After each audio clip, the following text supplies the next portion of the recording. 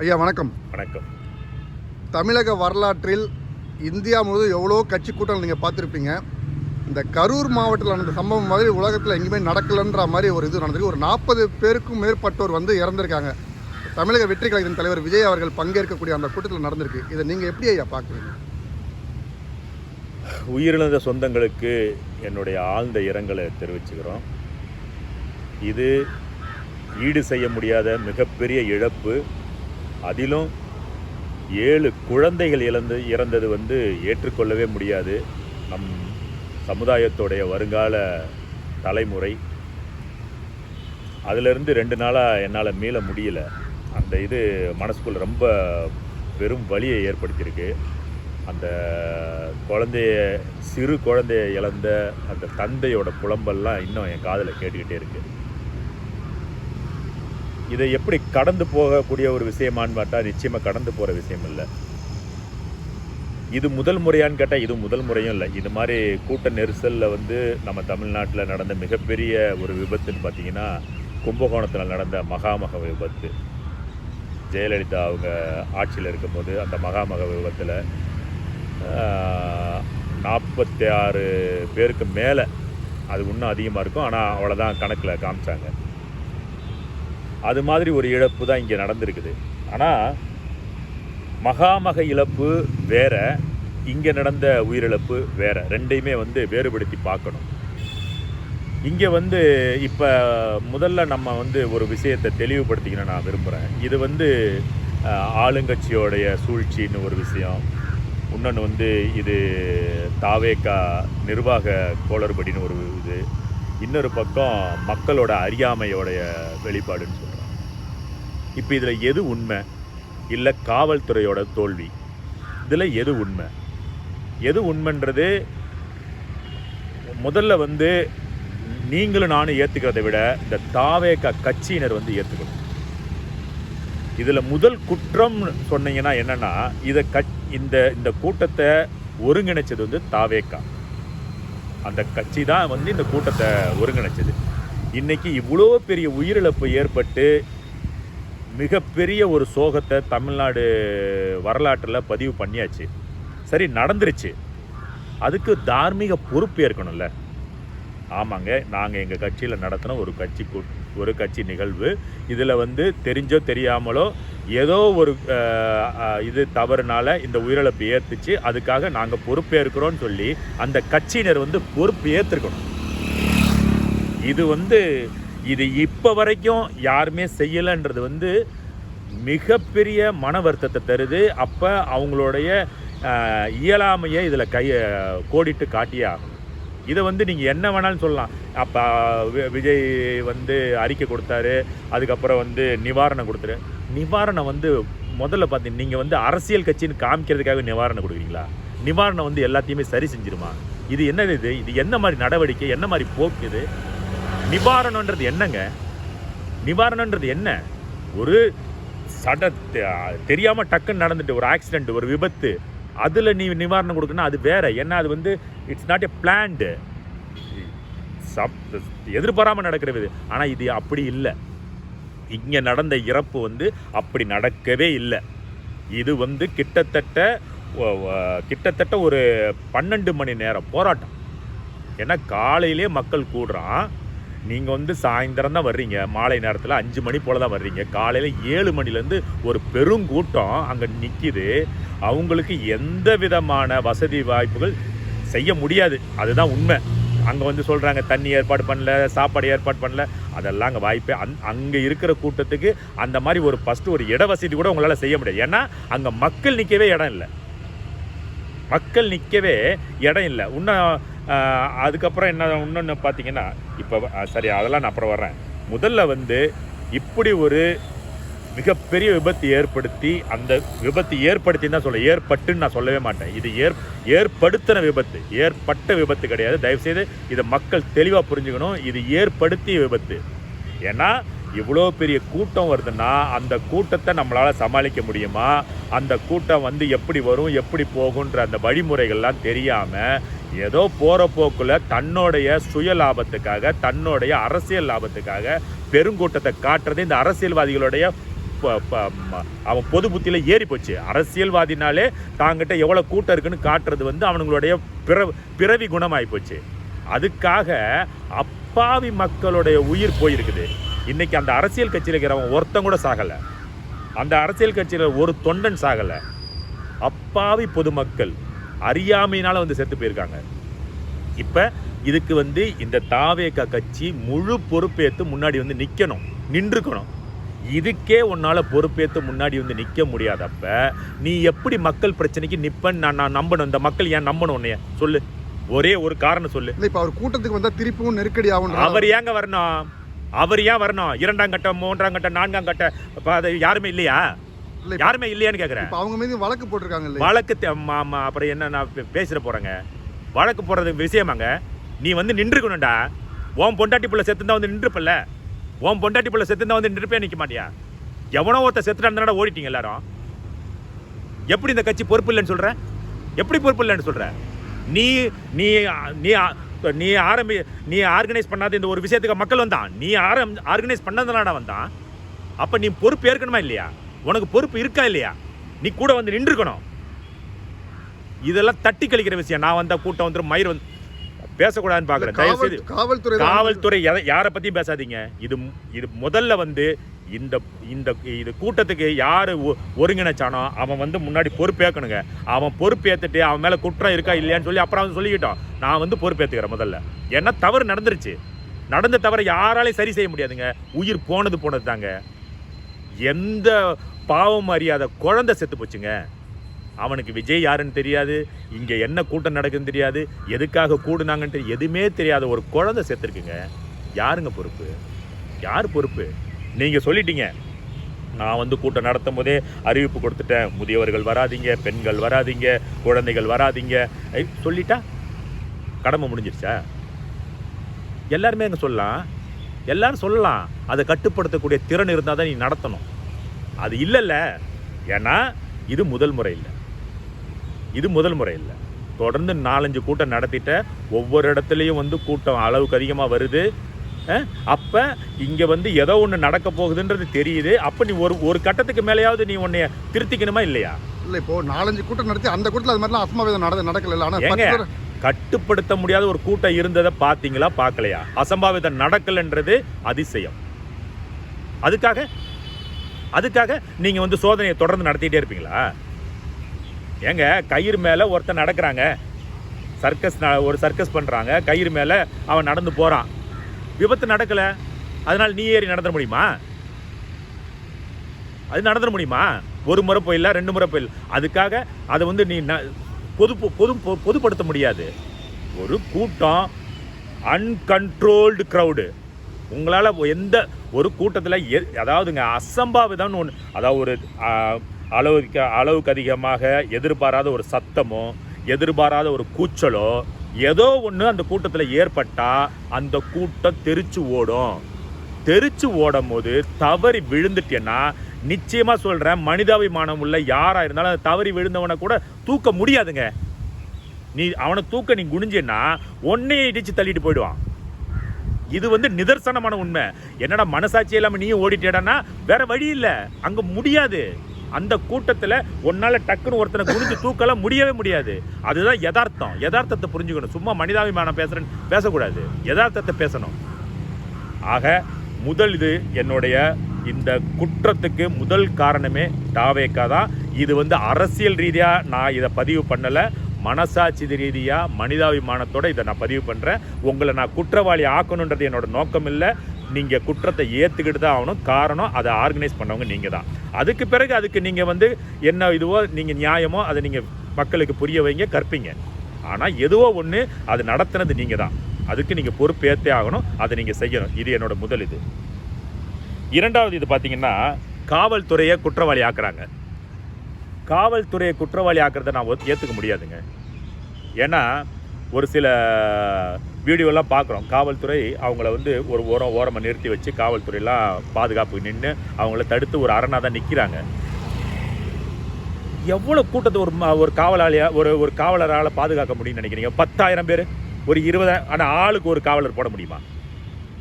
நிதர்சனத்தை பேசணும். சும்மா ஆளுங்கட்சி நம்ம குறை சொல்லணுன்றதுக்காக பேசக்கூடாது. இது வந்து ஆளுங்கட்சியெல்லாம் விட்டுடுங்க. ஒரு போலீஸ்ன்றதும் மனிதன் தான்.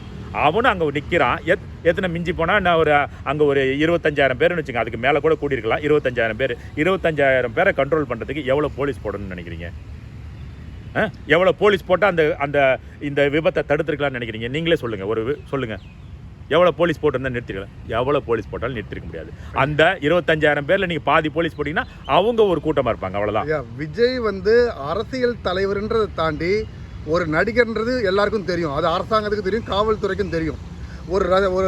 ஒரு நடிகரை பார்க்க வந்தால் எந்த அளவுக்கு கூட்டம் வந்து சேருன்றது காவல்துறைக்கு தெரியுமா தெரியாதா? தெரியும். அதனால தான் அவங்க சொல்றாங்க இது வேண்டான்னு சொல்றாங்க. அனுமதி ஏன் கொடுத்தீங்க? அப்ப இவங்க தான் கோர்ட்ல போய் கேக்குறாங்க. கோர்ட்ல கேக்கலையா? கோர்ட்ல போய் அனுமதி கேட்டாங்களே. கோர்ட்ல போய் அனுமதி கேட்டாங்களே. நீங்க கொடுத்துதான் ஆகணும். கோர்ட்ல கேட்டாங்களே. போன வாட்டி போட்டதுக்கு என்ன போய் சொன்னாங்க கோர்ட்ல? சரி, கோர்ட்ல வந்து அரசாங்க வக்கீல் இருப்பாருல்ல, இந்த இடத்துல போட்டா இந்த இடத்துல கூட்டம் வரும், நெருக்கடி வரும் சொல்ல வேண்டியதானே? இல்லையே, அதுக்கு தான் வந்து அவங்க 2-3 இடத்தை தவிர்த்திருக்கிறாங்க. இப்ப அவங்க தவிர்த்த 2 இடத்துல நீங்க கொடுக்காம இங்க கொடுத்தனாலதான் விபத்து நடந்துன்னு சொல்றான்ல, இதுதான் பெரிய பொய்யே. அவங்க கொடுத்த அந்த 2 இடமும் வந்து இங்க 25,000 பேர் கூடியிருக்கான்னா அங்க இன்னும் 40,000 பேர் கூடியிருப்பான். இன்னும் இந்த விபத்து 2 மடங்கு ஆயிருக்கும், 3 மடங்கு ஆயிருக்கும். அப்பவும் என்ன பண்ண, அப்பவும் நம்ம காவல்துறையை தான் குறை சொல்ல போறோம். என்ன இதுல வந்து நம்ம காவல்துறை அனுமதி கொடுத்தாலும் குத்தம், அனுமதி கொடுக்கலனாலும் குத்தம். அனுமதி கொடுக்கலனா எதிர்கட்சி ஆளுங்கட்சி எங்களை தடுக்கிறாங்கன்னு சொல்லுவாங்க. அனுமதி கொடுத்தா இந்த மாதிரி விபத்து நடந்தால் அதை அவங்க தடுக்கலன்னு கேட்பாங்க. இப்போ இதில் காவல்துறை என்ன ஒரு ஜனநாயக நாட்டில் ஒரு சில விஷயத்துக்கு மட்டும்தான் அவங்க வந்து முழு தடையை போட முடியும். இது வந்து ஒரு பரப்புரை நான் செய்கிறேன்றப்ப ஒரு லெவலுக்கு மேலே அவங்க வந்து சொல்லிடுவாங்க. இந்த மாதிரி ரூல்ஸ் சொல்லி தானே நடத்துகிறாங்க. ஜட்ஜி என்ன கேட்டார் போன முறை நீங்கள் கோர்ட்டில் போய்? விஜய் என்ன கேட்டார்? நீ ஒரு தலைவர்னா உன் தலைமையில் நடக்குதுன்னா உன்னோட உத்தரவுக்கு கட்டுப்படுத்தக்கூடிய அளவில் தான் உன்னுடைய கூட்டம் இருக்கணும்னு சொன்னார். உன்னால் செய்ய முடிஞ்சதா? முடியலல்ல. அதாவது ஏன் முடியலைன்னா அந்த மக்கள் அரசியல்படுத்தப்பட்ட மக்கள் இல்லைன்றது ஒன்று. 2வது அரசியல் கட்சி மக்கள் மட்டும் அங்கே வரலை. உன்னையே ஒரு நடிகனாக பார்க்கறதுக்கு தான் அங்கே பெருங்கூட்டம் வந்திருக்குது. இன்றைக்கி செத்து போனவன்லாம் உன்னை நடிகனாக பார்த்தவன் தான், யாரும் உன் கட்சிக்காரன் இல்லை. உன்னைய நடிகனாக பார்க்க வந்தவன் தான் செத்து போயிருக்கிறான். பாவம், அன்றாட கூலிகள், ரொம்ப நடுத்தர மக்கள், எந்த வசதி இல்லாதவன், ரொம்ப கொடுமையாக இருக்குங்க. இன்னும் அதை பற்றி நான் பேச நமக்கு இன்னும் அந்த வேதனைகள் அதிகமாகுது. சரிங்களா? இப்போ அடுத்தவனை சொல்லிட்டு ஈஸியாக கடந்து போயிடலாங்க. யார் உயிர் வரப்போகிறதில்ல. நீ வந்து சுத்தமானவன் காமிச்சிக்கிறதுக்காக நீ அடுத்தவனை குற்றவாளி சொல்லிட்டு போயிடலாம், ஆளுங்கட்சியை சொல்லிட்டு போயிடலாம், காவல்துறையை சொல்லிட்டு போயிடலாம். உயிரை யார் கொடுக்குறது? இல்லை சார், இப்போ காவல்துறை குறை சொல்ல, காவல்துறைக்கும் ஒரு பங்கு இருக்கு. பங்கு இருக்கு. நான் ஒத்துக்கிறேன். இருங்க சொல்கிறேன். காவல்துறைக்கு பங்கு இருக்குது. அந்த காவல்துறை தான் உங்களுக்கு ஒரு 4 மணி போல் உங்களுக்கு ஒரு அறிக்கையை சொல்கிறாங்க. எங்கள் கூட்டம் வந்து அதிகரிச்சிருச்சு, காலையிலேருந்து அங்கே மக்கள் ரொம்ப நேரம் இருக்கிறாங்க, இன்னும் கூட்டம் அதிகமாகிட்டே இருக்குது, அதனால் இந்த பரப்புரையை நிறுத்திடுங்க, இதோ போவாதீங்கன்னு சொல்லி டிஜிபி புசி ஆனந்துக்கு சொல்லியிருக்காரு. ஆனால் புசி ஆனந்தும் ஆதவ் அர்ஜுனும் அதை நிராகரிச்சிருக்கிறாங்க. ஏன்னா இது ஆளுங்கட்சியோட சதி, நம்மளோட இந்த கூட்டம் நடத்தக்கூடாது, இந்த கூட்டம் நடத்தி கூட்டத்தை காட்டக்கூடாதுன்றதுக்காக இவங்க நம்மளை தடுக்கிறாங்க அப்படின்ற மாதிரி அதை இக்னோர் பண்ணிட்டு போயிருக்கிறாங்க. இப்போ நீங்கள் சொல்கிற வாதத்தை படி பார்த்தா இது மாதிரி நீங்கள் சொன்ன வாதத்தை இது வரைக்கும் யாருமே எந்த ஊடகமும் சொல்லவே இல்லையா? நீங்கள் போய் பார்க்கணுங்க, நீங்கள் அதை ஆராய்ச்சி பார்க்கணும். ஊடகங்கள்ல காவல்துறை சொல்லியிருப்பாங்க. உங்களுக்கு ஊடகங்கள் வழியாக வந்த செய்தியை உங்களுக்கு நான் கொடுக்குறேன் பாருங்க. நான் உங்களுக்கு பின்னூட்டத்தில் போடுறேன் பாருங்க. இப்போ அதையெல்லாம் மீறி தான் விஜய் வந்து அந்த வந்தாரு. ஆமா. சரி, இப்போ அவங்க இதை வந்து நிறுத்த சொல்லி அவங்க சொல்லியும் வந்திருக்கிறாங்க. ஏன்னா நீங்க ஒன்று புரிஞ்சுக்கணுங்க, இதுல விஷயம் என்னன்னா, நீங்க நம்ம வந்து திருப்பி ஒரு முயற்சி பண்ணிட்டே இருக்கிறோம். என்ன முயற்சி பண்றோம்னா, இது வந்து தாவேகா கட்சிக்கு எதிராக நடந்த சதின்ற மாதிரியே அதை நம்ம கொண்டு போறோம். இல்லைங்க, இது ஒரு முழுக்க அப்பாவி மக்கள் மேல ஏற்படுத்தப்பட்ட விபத்துங்க. இது ஏற்படுத்தப்பட்ட விபத்து. ஏன்னா ஒரு விஷயத்தை நீங்கள் ஏற்றுக்கிட்டே ஆகணும். காலையில் 7 மணிக்கு கூட்டின கூட்டம், தண்ணி இல்லை, சோறு இல்லை, ஒரு இடத்துல குறிப்பிட்ட அளவுக்கு மேலே மக்கள் கூடிட்டாங்கன்னா ஆக்சிஜன் லெவல் குறைஞ்சிரும். ஒரே இடத்துல மக்களுடைய லெவல் அதிகமாகிடுச்சுன்னா சுவாசிக்கக்கூடிய காற்றோட அளவு குறைஞ்சிரும். அப்போ அதுவே உடம்பை டயர்டாகும். அப்போ 7 மணிலேருந்து மாலை 5 மணி வரைக்கும் அந்த கூட்டத்தை விட்டு வெளியில் 1-2 கூட நவர முடியாதுங்க. நீங்கள் அப்படியாப்பட்ட ஒரு கூட்டத்தில் நின்றுருக்காங்க. அப்படி யார் சார் கஷ்டப்பட்டு நிக்க சொன்னது? அதுதாங்க இப்போ நம்ம யாரை சொல்லலாம்? மக்களை தான் குறை சொல்லலாம்.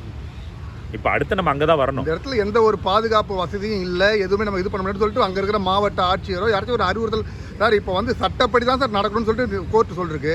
அப்போ வந்து எங்களுடைய கட்டுப்பாட்டை மீறி வந்து விஜய் வந்து பிரச்சாரம் செய்கிறாருன்னு சொன்னால் அவ்வளோ பெரிய பவர்ஃபுல்லான ஆளா சார் விஜய்? காவல்துறை சொல்லியிருக்கு வரக்கூடாதுன்னு, புசியானது சொல்றாரு, நீங்களே சொல்றீங்க. அப்போ அதை மீறி வந்து விஜய் வந்து நடவடிக்கை எடுத்தாங்க, அப்போ நீங்கள் அவரை கைது பண்ண வேண்டியதானே? இல்லை இப்போ நீங்கள் சொல்கிறீங்கல்ல, அதுக்கு தான் அறிவுறுத்தல் கொடுக்குறாங்க. வேண்டாங்க, இது நிறுத்திடலாம், ஸ்டாப் பண்ணிடுங்கன்னு சொல்லி ஒரு அறிவுறுத்தல் கொடுக்குறாங்க. அப்போ அந்த அறிவுறுத்தலை அவங்க முன்னெடுக்காமல் அப்படி விடுறதோட நோக்கம் என்னென்னா, நம்ம எப்படியாவது நடத்தி இது காமிச்சிருவோன்னு சொல்லி இவங்க முயற்சிக்கிறாங்க. இப்போ இதே வந்து இப்போ இந்த ஆர்கனைஸ் பண்ண அந்த தாவேக்காவே வந்து இல்லை விஜயால் வர முடியல, இந்த மாதிரி பிரச்சனையை அடித்து நீங்கள் கலைஞ்சு போயிடுங்கன்னு அவங்க சொன்னாங்கன்னா அது மக்கள் கேட்கறதுக்கு ஒரு வாய்ப்பு இருக்குது. இதே வந்து காவல்துறையோ இல்லை அரசாங்கமோ வந்து அந்த அறிவிப்பை கொடுத்து இங்கேருந்து கலைஞ்சு போங்க, இல்லாட்டி அடிதடை நடத்தோம்னா இதே விபத்து மறுபடியும் நடக்கும். உண்மையா ஏற்றுக்கிறீங்களா? ஏன்னா அதுதான் விலை. அது இவனுக்காக கூட்டப்பட்ட கூட்டத்தை இன்னொருத்த வந்து அதை இது பண்ணும்போது அது தப்பாக போயிடும், முரணாயிடும். அதனால தான் வந்து அவங்க கையில் சொல்லி அதை கிளைக்க சொல்கிறாங்க. நீங்கள் சொல்லுங்கள், அதை கிளைச்சிருங்க, வேண்டாம், ஸ்டாப் பண்ணிடுங்கன்னு சொல்லி. ஆனால் நடந்துருச்சு. மீண்டும் ஒருத்தரை கை காட்டுறதுல எந்த விபத்தும் இல்லை. நீங்கள் சொல்லக்கூடிய காரணங்கள் எல்லாம் ஏற்றக்கூடிய தான். இருந்தாலும் பொதுமக்களுடைய ஒரு சில கேள்விகளுக்கு நீங்கள் பதில் சொல்லும் போது நம்ம ஒரு சில கேள்விகளை உங்கள் முன்னாடி நாங்கள் வச்சு தான் வேறு வழி கிடையாது. ஏன்னா எங்களுக்கு விடை தெரியணும் இல்லைங்களா? இப்போ இப்போ வந்து அதுக்குன்னு வந்து ஒரு விசாரணை, தனிப்பட்ட ஒரு விசாரணை நீதிபதி, ஓய்வு பெற்ற நீதிபதியை போட்டிருக்கிறாங்க. அதில் வந்து மாற்றுக்கிறதுல மறுக்க முடியாது. இது வரைக்கும் அந்த அருணா ஜெகதீசன் அவங்க கொடுத்த அறிக்கையில் யார் மேலே குற்றப்பதிவு பண்ணுறாங்கன்னு யாருக்கு இது வரைக்கும் அவங்க எவ்வளோ விசாரணை நடக்கிறாங்க, இது வரைக்கும் எந்த ஒரு பதிலும் இல்லை. ரெண்டாவது, இப்போ தானாக முன் வந்து அங்கே இருக்கிற மின்சார வாரியத்தினுடைய தலைவர் வந்து பேட்டி கொடுக்குறாங்க, நாங்கள் வந்து கரண்ட்டு கட் பண்ணலன்ட்டு. நீங்கள் பேட்டி கொடுக்க வேண்டிய அவசியம் என்ன? எங்கேருந்து வந்தது இந்த அவசியம்? விசாரணைக்கு ஒரு அதிகாரியை போட்டாங்கல்ல, அவங்க வந்து விசாரணை உங்கள்கிட்ட பண்ண போகிறாங்க, நீங்கள் பதில் சொல்லிட்டு போங்க. நீங்கள் மீடியாவில் வந்து பேட்டி கொடுக்குறீங்க. டிஜிபி தேவ ஆசிரியர் எதுக்கு நீங்கள் வந்து நீங்கள் எதுக்கு பேட்டி கொடுக்குறீங்க? இதுக்கு நிகழ்ச்சியில் எத்தனை நிகழ்ச்சிக்கு வந்து பேட்டி கொடுத்துருக்கீங்க? ஏன் தானாக முன் வந்து பேட்டி கொடுக்கும்போது ஒரு சந்தேகம் வருதா இல்லையா? மக்களுக்கு சந்தேகம் வரும்ல. இது வரைக்கும் இப்போ கரண்ட் கட் பண்ணல, விசாரணை அதிகாரி கொடுத்துட்டாங்க. விசாரணை நாங்கள் கட் பண்ணலன்னா வார்த்தை முடிஞ்சு போச்சு. நீங்கள் மீடியாவில் வந்து சொல்ல வேண்டிய விஷயம் என்ன? இதுக்கு உங்களுடைய பதில்? இது மின்சாரம் அணைக்கப்பட்டது அப்படின்றது வந்து விபத்து நடந்த உடனே அந்த புகார், அதை பற்றி தான் எல்லாருமே சொல்லிட்டு இருக்காங்க. இவங்க வேணுமுன்னே மின்சாரத்தை ஆஃப் பண்ணாங்கன்னு சொல்லி. இது மின்சாரத்தை துண்டிக்கிறது இந்த தாவேக்கா இதில் வந்து முதல் முறை கிடையாதுங்க. ஏன்னா என்ன பண்ணியிருக்காங்கன்னா, போன திருச்சியில் நடந்தது, அரியலூரில், அதுக்கப்புறம் இன்னொரு இடத்துல நடந்திருக்கு. அங்கெல்லாமே இவங்க என்ன பண்ணியிருக்காங்க, அந்த இவங்களுடைய ரசிகர்களுடைய அதீத அந்த பாசம்னு சொல்கிறதா, வெறின்னு சொல்கிறதா, இல்லை கட்டுப்படுத்த, அதாவது மூளையோடைய கண்ட்ரோலே விட்டு போயிடுறாங்க. அவங்க அப்படியே ஒரு போதையோட உச்சத்தில் இருப்பாங்கல்ல, ரசிக போதை உச்சத்துக்கு போய் அவங்க என்ன பண்ணுறாங்கன்னா, எப்படியாவது என் தலைவனை பார்த்தணுன்ற மாதிரி எந்த உயரத்தில் ஏறணும் அப்படின்னு தான் பார்க்குறாங்கன்னு தவிர அது மேலே என்ன இருக்குன்றது கூட அவங்க உணர்றது இல்லைங்க. இதுதான் நடந்துச்சு. நேற்று கூட்டத்தில் கூட என்ன நடந்திருக்கு பார்த்தீங்கன்னா, ஒரு ஜென்ரேட்டர் ரூமே உடைச்சு தள்ளி அது மேலே ஏறுறான். இல்லை நீங்கள் சொல்கிறது எங்களுக்கு 100% புரியுதுங்க. ஏன்னா அவங்க அதெல்லாம் சொல்லலை. அவங்க தாவேக்கா விஜய் தொடர்பில் அந்த கரண்ட்டை கூட கட் பண்ணி இருக்கட்டும். அவங்க அந்த கம்பங்கள் மேலெல்லாம் ஏற ஆரம்பிச்சிட்டாங்க. அப்பதான் இவங்களோட அறிவுறுத்தலின் பேரு தான் துண்டிக்கிறாங்க. இதை தானா முன் வந்து இவங்க பேட்டி கொடுக்க வேண்டிய அவசியம் எங்கேருந்து வந்ததுன்னா, இங்கே ஒரு விசாரணை அதிகாரி கேட்குறாங்கன்னு நீங்கள் பதில் சொன்ன போது எதுக்கு நீங்கள் மீடியாவில் வந்து கேட்குறீங்கன்னு ஒரு அச்சத்தை ஏற்படுத்தி ஒரு அங்கே ஒரு கேள்விக்குரிய அவங்க சைடில் குற்றம் இருந்ததுன்னா, அவங்க சைடில் குற்றம் இருந்தாலும் இல்லைன்னாலும் அந்த விசாரணைக்கு உட்பட்டவங்க தான் நிரூபிக்கட்டும். ரெண்டாவது, ஒரு 7:45 8 மணிக்கு தான் வந்து இது மாதிரி சம்பவங்கள் நடந்து இதுவாகுது. விஜய் வந்து அந்த மாநாட்டு உள்ள அந்த வாகனம் நுழையும் போதே மயக்கம் போட்டு ஒரு சில விழுறாங்க. தலைவர் விஜய் அவர்கள் வந்து அங்கேருந்து வாட்டர் பாட்டில்லாம் கொடுக்குறாரு, ஆம்புலன்ஸை கூப்பிடுங்கன்னு சொல்கிறாரு. அவர் சொல்லி திரும்பி பார்க்கறதுக்குள்ளே 2 ஆம்புலன்ஸ் வந்து கொடி கட்டி வருது. தாவேக்கா கட்சியில் வந்து அப்படி பண்ணுவாங்களான்னு எங்களுக்கு தெரியல. 2 ஆம்புலன்ஸ் உடனே வருது, ஓகே, அது மாற்று கருத்து இல்லை. ரெண்டாவது, 8 மணிக்கு நடக்கக்கூடிய சம்பவத்துக்கு அரை மணி நேரத்துக்கு முன்னாடியே செந்தில் பாலாஜி ஹாஸ்பிட்டலில் போய் உட்காந்துருக்காருன்றது இது இப்போ நேரடியாக ஊடகத்தையும் தெரிஞ்சு இதில் பற்றி உங்களுடைய பார்வை என்ன? இதெல்லாம் ஒரு சந்தேகத்தை எழுப்புது மக்களுக்கு. இதுக்கு உங்களுடைய பதில் என்ன? சம்பவம் நடந்து 1 மணி நேரம் 2 மணி நேரம் போகிறது வேற. சம்பவம் நடக்கும் போதே முன்னாடி அங்கே ரூம் போட்டு உட்காந்தா மாதிரி எந்த ஒரு பொறுப்பிலும் இல்லாத செந்தில் பாலாஜி கரூர் மாவட்டத்தினுடைய பெரிய தலை சிறந்த தொண்டன்ற மாதிரி அவர் தான் ஃபர்ஸ்ட் உட்கார்ந்தாரு. 2வது மா சுப்பிரமணியம், 3வது அன்பில் மகேஷ் பொய்யாமொழி கல்வித்துறை அமைச்சர். இவங்க எல்லாம் வந்து அதாவது சம்பவம் நடந்ததுக்கு அப்புறம் போல, சம்பவம் நடக்கிறதுக்கு 1 மணி நேரத்துக்கு முன்னாடி அங்கே உட்காந்து வெயிட் பண்ணிட்டு இருக்க மாதிரி இருக்குது. இது வந்து மக்களுடைய கேள்வியாக இருக்குது. இதை நீங்கள் எப்படி பார்க்குறீங்க? இல்லைங்க. இதெல்லாம் சந்தேகத்தை ஏற்படுத்துது. இல்லை, நீங்கள் சந்தேகத்தை கிளப்புறது சரி, நான் ஏற்றுக்கிறேன். நான் என்ன சொல்ல வரேன்னு பார்த்தீங்கன்னா, திமுகவோட சதியாகவே இருக்கட்டுங்க, சதிக்கு வழிவகுத்தது யாருங்க? இறையானது யாருங்க? அப்பாவி மக்கள். அப்பாவி மக்கள். அந்த கூட்டத்தை கூட்டின இவங்க தான். இவங்க 2 பேர் தாங்க. திருப்பி நீங்கள் எங்கே போய் சுற்றி காவல்துறையை சொல்லுங்கள், மின்துறையை சொல்லுங்கள், திமுகவை சொல்லுங்கள், யாரை வேணாலும் சொல்லுங்கள், இங்கே பாதிக்கப்பட்டது அப்பாவி மக்களும் அந்த பாதிப்பை ஏற்படுத்தின தாவேக்காவும் தான். அந்த மக்கள் தானாக வந்து சேரலைங்க, தாவேக்கா தான் நடத்துது. இப்போ ஒரு கூட்டத்தை நம்ம ஒரு திரையரங்கில் சினிமா பார்க்க போகிறோம். அந்த தேட்டருக்குள்ளே என்ன நடந்தாலும் அதுக்கு யாருங்க பொறுப்பு? சினிமா தேட்டர் தானேங்க பொறுப்பு. டிக்கெட் வாங்கிக்கிட்டு நான் போனேன், அவன் எனக்கு பாதுகாப்பு கொடுக்கணும், அப்படி தானேங்க? அதே மாதிரி தாங்க இதுவும். நான் ஒரு விஷயத்தை நடத்துகிறேன், அப்போ அதுக்கு மக்கள் எப்படி வரணும், எப்படி இருந்தால் நம்மளால் அதை பொறுப்பேற்றுக்க முடியும், இதுக்கு மேலே இருந்தால் பொறுப்பேற்றுக்க முடியாது, இதுக்கு மேலே நம்மளால் கண்ட்ரோல் பண்ண முடியாதுன்னு ஒரு லெவலில் முடிவு எடுக்கணுங்க. அவன் தாங்க தலைவன்.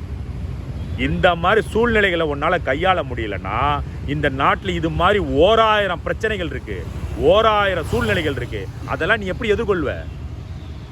இந்த ஒரு சின்ன பிரச்சனைக்கு அடுத்தவன் மேலே நீ பழிய போட்டுட்டு நீ கையை தூக்கிட்டு நான் யோகியன்னு சொல்கிறதுக்கு நீ எதுக்கு தலைவன்? இல்லை, இது வரைக்கும் அவர் பேசவே இல்லைன்னு நீ என்னை நான் தான் சொல்லிட்டேன், ஆரம்பத்திலே உங்களுக்கு சொல்லிட்டேன்.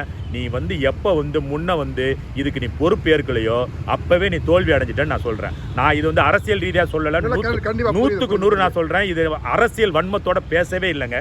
நான் பொதுவாக பேசுகிறேன். அரசியல் வன்மம் இதில் ஒன்றுமே கிடையாது.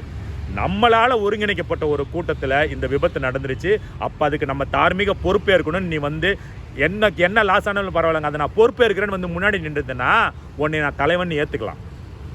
நீ இப்பயே ஓடி ஒளிகிற, ஏன் நீ தான் நிற்கணும்னு அவசியம் இல்லை. நீ பொறுப்பேற்றுக்கிட்டு அடுத்தவனை அனுப்பு.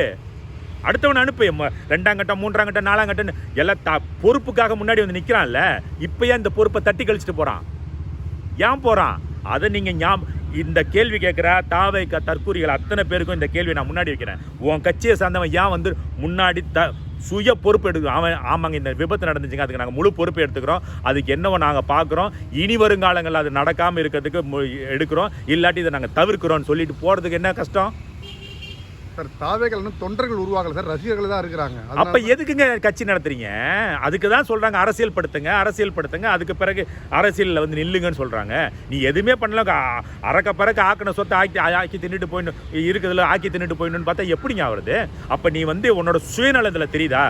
முழு சுயநலம், மக்களை பற்றி ஒரு அக்கறையும் கிடையாது. நான் திருப்பி நீங்கள் பேச சொன்னீங்கன்னா நான் அதுக்குள்ளெல்லாம் போயிடுவேன். நான் இந்த துன்பத்துக்கு நடுவில் இதெல்லாம் பேசக்கூடாதுன்றதுனால தவிர்க்கிறோம். இல்லை, அதனால தான் 2 நாட்களாக எந்த ஒரு காணொலியும் பதிவு பண்ணலை. ஏன்னா அந்த துக்கத்தை இருப்பாங்கன்னு சொல்லிட்டு இது பண்ணுது. ஆனால் இருந்தாலும் ஒரு சில மக்கள் கேட்கக்கூடிய கேள்வி நம்ம பதில் சொல்லணும். மக்கள் கேட்கக்கூடிய கேள்வி அவங்க கேட்கறது எல்லாமே என்ன பண்ணுறாங்கன்னா, 8 மணிக்கு சம்பவம் நடந்திருக்கு சார். 8:25 முதலமைச்சர் அவர் 10 லட்ச ரூபா அறிவிக்கிறார். அந்த தேவை எங்கிருந்து வந்தது முதலமைச்சருக்குன்றது ஒரு மக்களுடைய ஒரு கேள்வியாக இருக்குது. 8 மணிக்கு சம்பவம் நடக்குது, 8:20 10 லட்ச ரூபாய் முதலமைச்சர் அறிவிக்கிறார். எங்கேருந்து இந்த தேவை வந்தது? இப்போ நான் உங்களுக்கு நீங்கள் அந்த கேள்வி கேட்கும் போதே நான் சொல்ல வந்தது என்னென்னா, இது முழுக்க ஆளுங்கட்சியோட சதியாக கூட இருக்கட்டுங்க. அந்த சதிக்கு நம்ம இரையாகிட்டோன்றது தான் இது மூலமாக நம்ம சொல்லணுமே தவிர, நீங்கள் அவங்களோட சதின்னு சொல்லிட்டு ஒதுங்கி போக முடியாதுன்னு தான் சொல்ல வந்தேன். நீங்கள் வேறு இதில் நான் தடமாறிட்டேன், மன்னிக்கணும். அதாவது அவங்க வளைச்ச வலையில் நீங்கள் விழுந்தீங்களா, நீங்கள் விரிச்ச வலையில் அப்பாவி மக்கள் விழுந்தாங்களான்றதான் இங்கே கேள்வி. இதுக்கு மட்டும் நீங்கள் விடை கண்டுபிடிங்க. இதனால் ஆளுங்கட்சியை குறை சொல்லிட்டு நீங்கள் ஓரங்கட்டதில் ஏற்றுக்கொள்ளவே முடியாது. ஆக மொத்தத்தில் இந்த முழு இழப்புக்கு முழு காரணம் தாவேக்கா தான். இதில் திமுகவை நீங்கள் குறை சொல்லுங்க, அவங்கள குற்றவாளி கூண்டில் ஏற்றுங்க, அவங்க மேலே என்ன நடவடிக்கை எடுங்க. அதில் எங்களுக்கு மாற்று கருத்தே இல்லை. நான் அவங்களுக்கு கொடி பிடிக்க வரல. இப்போ நீங்கள் நடந்த விபத்துக்கு நீங்கள் ஒரு காரணம் சொல்ல வரீங்களே, அந்த காரணம் அவனுக்கு ஒருத்தனுக்கு மெல்றதுக்கு அவள் கிடைச்சாதாங்க மெல்லுவான். அவளை கொடுத்தவங்க நீங்கள், அப்போ அதை நீங்கள் தான் பார்க்கணும். இப்போ நேற்றைய தினம் பார்த்தீங்கன்னாக்க அண்ணன் சீமான் அவர்களும் அந்த களத்துக்கு போயிருக்காரு. அவரை அந்த இடத்துல தகாத வார்த்தைகளால் அந்த தாவேக்கா திட்டுறாங்க. நீங்க என்ன புடுங்க போறீங்கன்ற ஒரு சில வார்த்தைகள் அதெல்லாம் கடந்து போற விஷயங்க. அவங்க அப்படித்தான்றது நமக்கு தெரிஞ்சிச்சு. அவங்க சீமானை பத்தி அவ்வளவு பேச்சு பேசுறாங்க. ஆனா களத்துல சீமான் தான் இன்னைக்கு வரைக்கும் நின்றுகிட்டு இருக்காரு. அதுதாங்க நம்ம அரசியல் மாண்பு, மக்கள், என் மண்ணு என் மக்கள் நிக்கிறோம். நம்ம வந்து இன்னைக்கு விஜய்க்கு உறுதுணையாக நிற்கிற ஒரே அரசியல் கட்சி தலைவர் சீமான் அண்ணன் மட்டும்தான். அதை அவங்க உணர்ல அதை பற்றி அதெல்லாம் நம்ம ரொம்ப இல்லை பெருசுப்படுத்தல. இப்போ நீங்கள் பேசும்போது கூட முழு குற்றவாளி விஜய் தான்றது இது பண்ணி சொன்னீங்க. இப்போ அது உண்மையிலே நீங்கள் சொல்கிறக்கூடிய ஏற்றுக்கூடியது. ஆனால் அரசியல் மாண்புமிக்க செந்தமிழ் சீமான் அவர்கள் வந்து தம்பி வருவார், கொஞ்சம் பதத்தில் இருப்பார், அவர் வருத்தப்படுவார், வருவாருன்ட்டு ரொம்ப மென்மையான போக்கு, ரொம்ப களத்தில் இறங்கி கரெக்ட். ஆனால் எல்லா அரசியல்வாதியும் குற்றம் தான் சொன்னார், எல்லா அரசியல்வாதியும் விஜய் குற்றம் தான் சொன்னார். ஆனால் சீமான் மட்டும் அவருக்கு வந்து ஒரு ஆதரவாக இந்த இடத்துல தம்பியை குறை சொல்லாதீங்க, கண்டிப்பாக வருவார், ஆதவச்சன் அவரெல்லாம் வருவார்னு ஒரு போக்கை இது பண்ணுறீங்க. அவருடைய இந்த அரசியல் வாழ்க்கையில் நீங்கள் தொடர்ந்து எப்போ வேணாலும் எடுத்து பாருங்கள்.